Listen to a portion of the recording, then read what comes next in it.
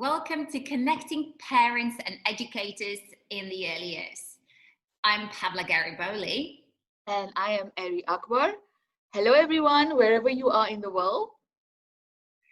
Today, we are very happy to launch this platform.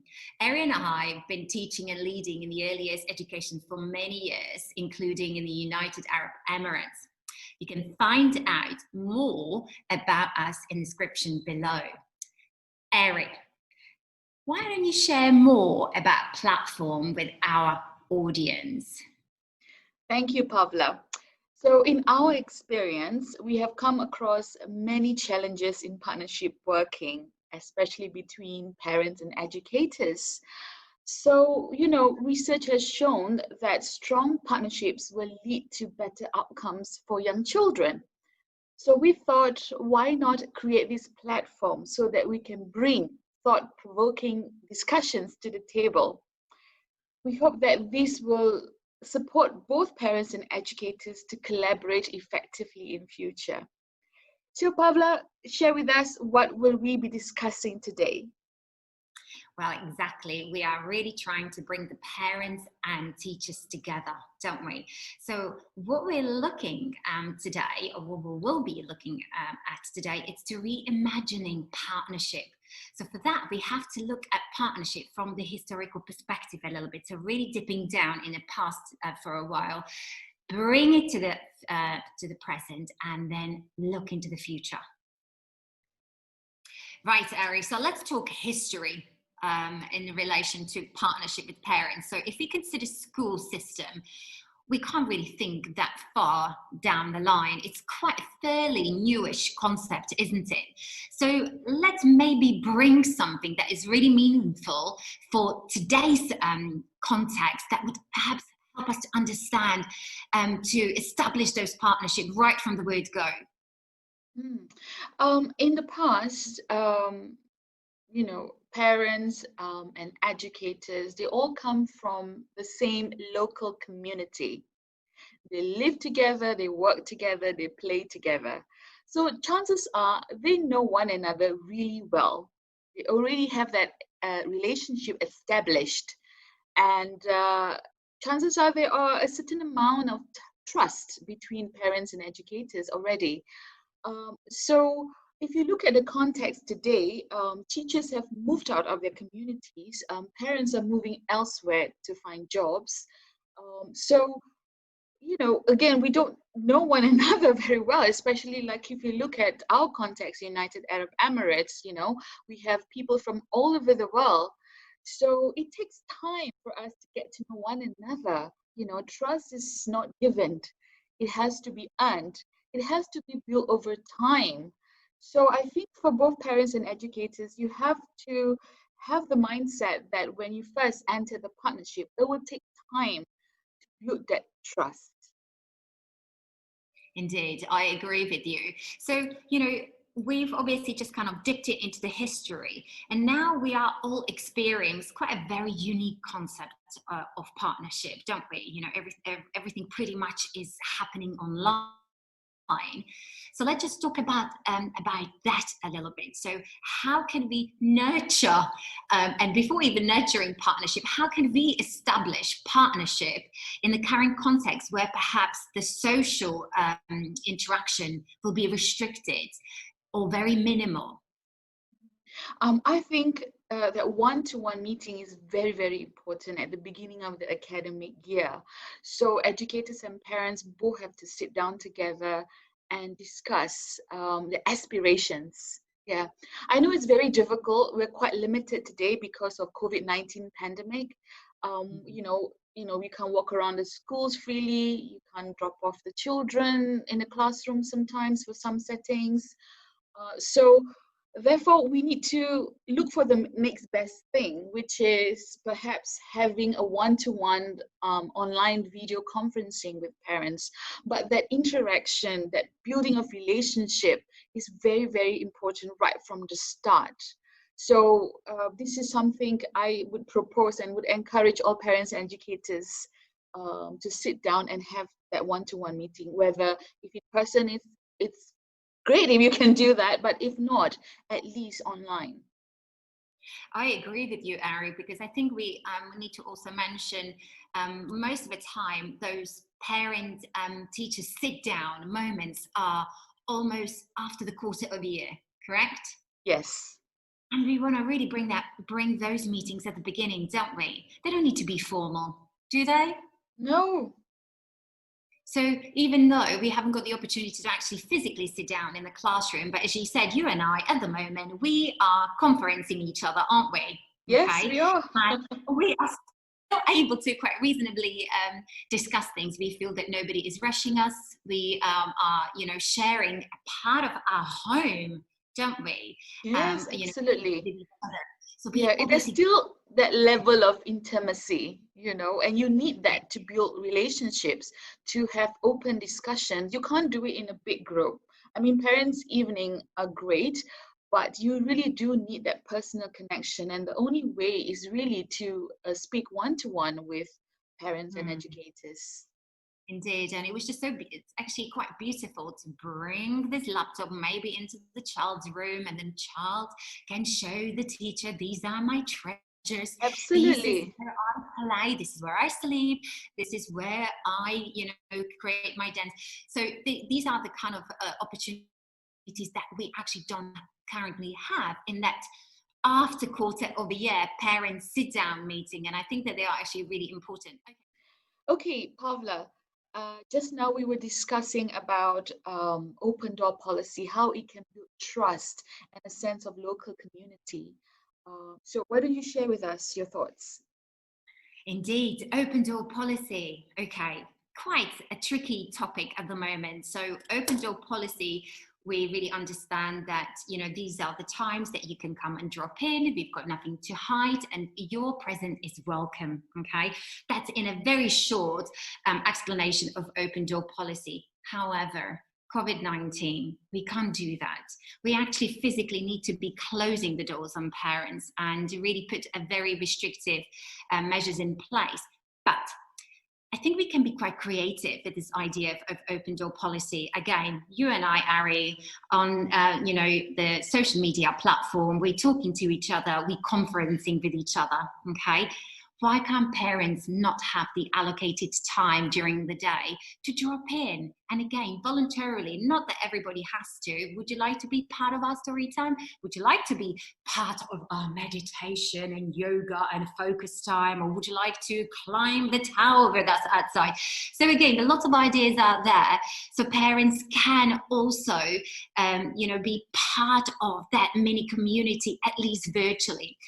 In my experience, in the setting that I used to work at, we had that sharing learning moments throughout the term, and the real confidence it gives to the children, where child is really the person showing the parents, well, this is what I've done, this is where I built my house, this is where I paint, this is where I keep eating, and this is where I wash my hands. So it really does build children's autonomy as a learner, in a kind of a beautiful way. So that can be easily organized. I don't know, Ari, have you got anything to add to this? Yes, I mean, it's really lovely to bring parents into the classroom so they are part of the classroom community, so they understand better and they build that trust as well. Oh, this is what my child is doing, this is how my teacher is supporting my child. I do foresee a bit of a privacy and confidentiality issue. We do know that some may not be comfortable about having their child being shown on video. So this is something that we have to discuss further. We have to come together, all parents and educators need to come together and discuss, okay, so what can we do about it? We want to build that trust, we want to build that local community. So surely, maybe there could be some measures put in place. For example, you can log in and watch the live video, but the recording function is being disabled, for example. Okay, and we have to look at the whole classroom, all the children as our children, not my child and your child, but it's a local community. It's all our children. We are going to safeguard all the children. So I think if we can discuss about how we can still protect children, yet allow an open door policy, a pick into the classroom virtually, I think that we can still maintain that open door policy. I agree, Ari. I think, you know, if I was to wrap up, you know, your just those few words that, or few sentences that you said, you know, we really need to kind of establish that inclusive environment and, you know, set the boundaries. So what do we understand by, you know, inclusion? Okay, to make sure that everybody feels that they've got the choice to participate. Ari, we have spoken about trust. We have spoken about open door policy and how to reimagine that open policy in the current context of COVID-19. Now let's talk about communication. And this is where we open our eyes wide and we think, oh gosh, communication, we can talk about it for such a long period of a time and from so many angles and perspectives. So we need to narrow it down. Let's really cast a lens on the partnership, okay? Because partnership and communication, they really build each other up, don't they? So let's talk about why communication is so important to build that trust within their partnership. And then how, or whether you would like to talk about how first and then why afterwards, that's absolutely fine by me. Okay, thank you, Pabla. I think we have to start with an open mind. We have to have that sense of curiosity. What's the teacher like? What's the parent like? What's the child like? So we should not make any assumptions. We should always ask. Find out more about the parents, find out more about the child, find out more about the teacher. Don't make any assumptions. We need to understand one another better so that we can build stronger partnerships.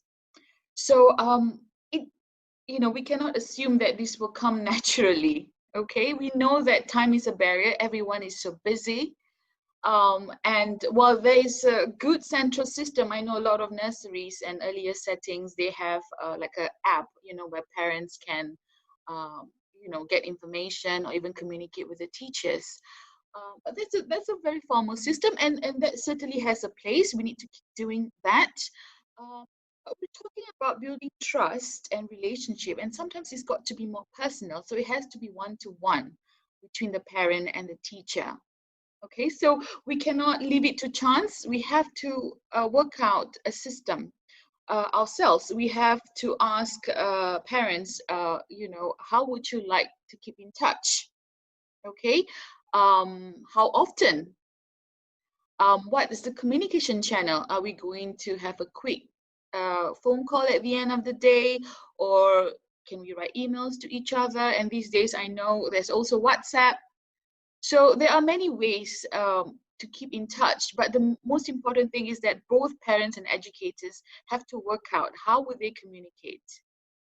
So I think that is the first step to building that open communication, an open mind, and also curiosity, absolutely, and also to establish that communication channel, which is unique to every family. It's not going to be a one-size-fits-all approach. Every family would have their own preferences. So parents and teachers need to sit down together and work that out. I really like that, Ari. I really like the personalized approach and not really, again, applying, that kind of blanket kind of coverage for everybody, that everybody fits into it, because every family is very unique unit, and with their cultural background, and what works for one, it doesn't work for the other. So again, that communication that we were saying right at the beginning, where we're building the knowledge about the family and the teachers and the child, not after quarter of the year, but at the beginning of the year, that will be really fantastic, because that's where we can really understand each other's way of communicating. Yes, absolutely. And we also have to look at it with a child-centered approach.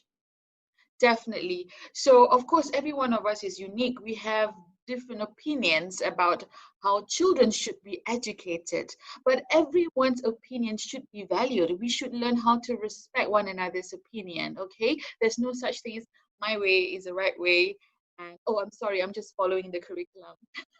That should not be the approach. We should look at the child and say, what does the child need? Okay.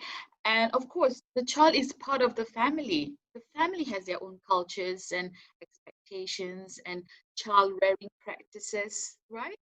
So definitely we have to look at when we have these conversations, okay, we have parents and educators have to look at it and say and think, what do children need?